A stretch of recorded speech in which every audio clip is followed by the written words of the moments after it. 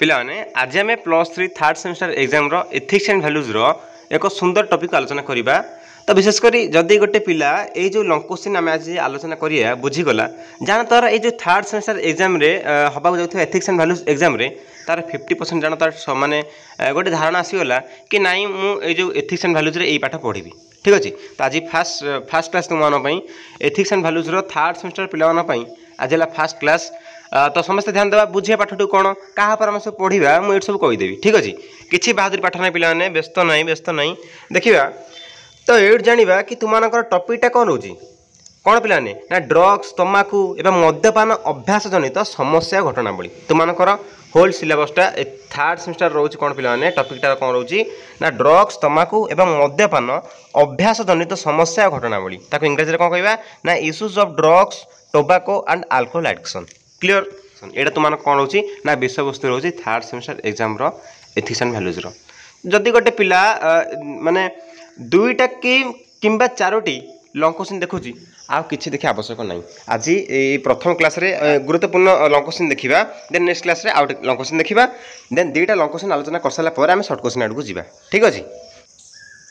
मु कौन कहली सब बुझल तो देख पिलाने मुझे तुमको सबकि गोटे गोटे भिडियो कर गोटे मिनिट पर्यंत प्राय गोटे गोटे डिटेल्स कुए जोटा फास्ट क्लास करे तुम जापर सब कथा मुझे कौटा कौन करी कौ प्लानिंग कौन कर तुम जापर तो हठात आस पढ़ेदेवी गाई से कौन भल लगे तो किसी मुझे तुम इनफर्मेशन देवी डाटा देवी ना या करी से करवा यहाँ कले से देन क्लास टू आरम्भ करिया। बुझल तो देखिए बर्तमान प्रश्न आसो 5 मार्क्स रही। ठीक अच्छे आसक्तिर अर्थ कौन यार कारण आलोचना कर कि सर्ट क्वेश्चन जहाँ भी आसू तुम लिख केमती कहला what do you mean by addiction discuss it's causes of drug addiction. देखा कौन कहला ये कहला कि जितेबाला मादक द्रव्य व्यवहार द्वारा व्यक्तिर कार्यकर्ता देख एडिक्शन कौन तार गोटे आसक्ति हो तार निशा से पूरा निशाग्रस्त हो जाए मदुआ कह गंजड़िया कह ना कौन पिलाने गोटे जी मद बारंबार मद कह जाए कि मदुआटा से गंजड़ियाटा कह जाए ना कह जाए कह जाए तेणु कहले जितेबाला मादक द्रव्य कौन सब आल्कोहल गुड़िक सब ठीक अच्छे टोबाको सब सब जापर व्यवहार द्वारा व्यक्तिर कार्यकारिता क्षतिग्रस्त होता है सेतेबेले यह रासायनिक मादक द्रव्यर अपव्यवहार बोली कहुए। रासायनिक मादक द्रव्यर से कौन कला अपव्यवहार कला माने बारंबार तो व्यवहार कला सेटा माने अपव्यवहार घटिला ताको से भल व्यवहार करछि कि ना अपव्यवहार करागला एपर अपव्यवहार आसक्ति आड़ गति करथाए जे ताको कौन करछि रंग यूज करछि कौन होला ना धीरे धीरे एडिक्शन आड़ को गति कला। अर्थात तुम देख से केमती लिखुची इंट्रोडक्शन माने बनईकी स्टार्टिंग कला गोटे कथा से बुझे बुझे बुझे बुझे से आमको से बुझाऊँ। अर्थात निशा द्रव्य बिना सेवन में स्वाभाविक जीवन यापन कर व्यक्तिर असामर्थ्य प्रकाश पाए। देख जी मैंने मदुआ थे गंजड़िया थे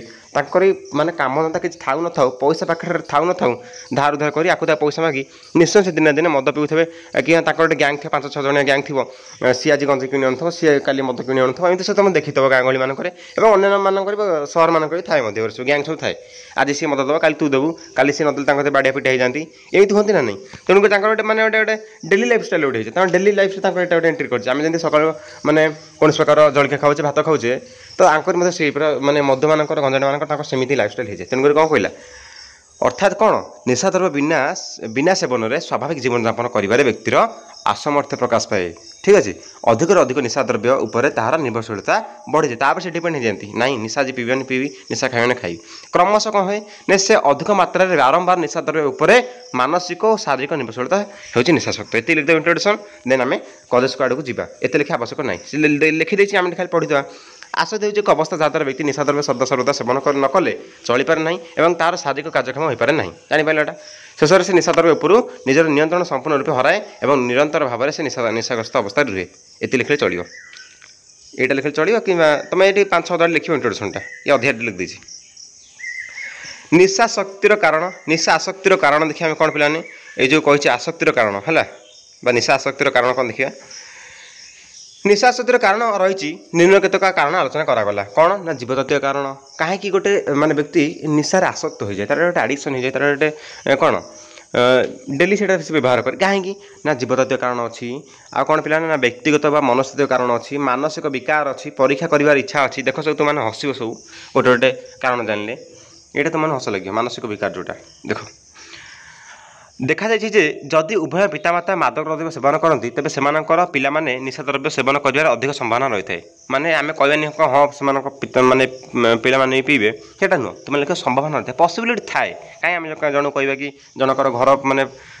पितामाता जदि कौन प्रकार निशा द्रव्य व्यवहार कर माने पुत्र माने संतान मैंने जे निशा द्रव्य व्यवहार करेंगे यहाँ कौन ग्यारंटी ना तेना संभावना रही है ठीक अच्छे तापर कौन ना व्यक्तिगत बा मनुष्य कारण आउट कौन तुम एमती गोटे पॉइंट लिखुव धाड़े कहथो कि 3 धाड़ी कहीदेव गोटे पॉइंट लिखुव 1 2 3 देखिए गोटे हेडिंग कर लिखिदेव बुझल एन सब कर माने इंप्रेशन बढ़िया से रिजल्ट तुम A+ देवा कि हटवे बुझल